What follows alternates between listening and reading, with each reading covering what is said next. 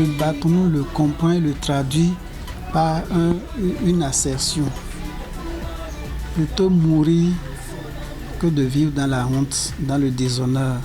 Chez nous, on ne conçoit pas que vous allez à une bataille, que vous la perdiez et que vous reveniez. Tu meurs au champ de bataille, tu es plus glorieux que celui qui a fui le champ de bataille et qui est retourné.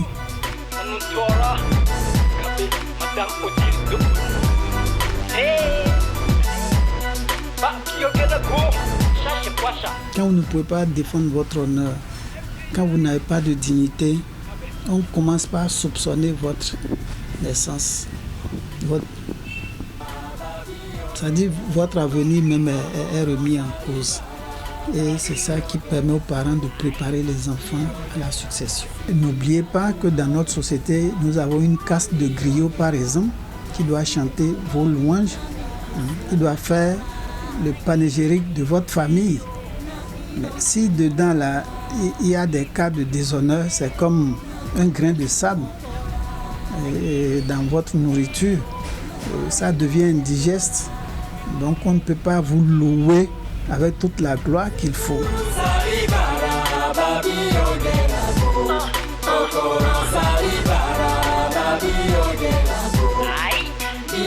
Bioguera a voulu défendre son honneur parce qu'il voyait que ces sujets sont harcelés par le blanc, par le colon. Et il ne comprend pas que lui soit là, lui sur qui les populations comptent, et que le blanc vienne les martyriser, les traumatiser et qu'ils ne puissent pas réagir. Il y a un autre exemple aussi de deux résistants.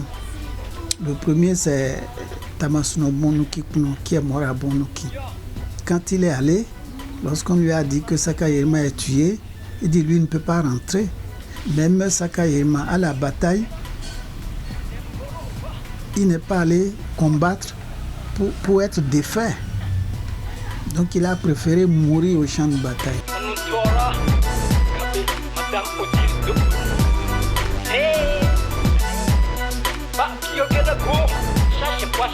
Bon, c'est un peu difficile aujourd'hui de le constater à 100%.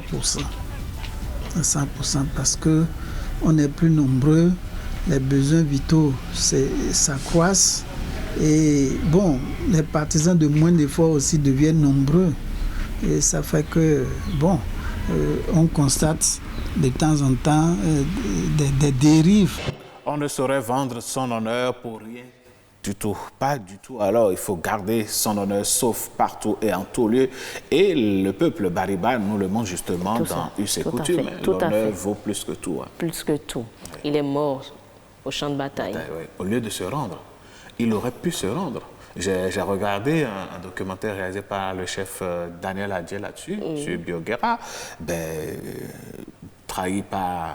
Il aurait été trahi par l'un de ses frères, mais dans la forteresse qui l'entourait au fond de cette fosse-là, il ne s'est pas rendu.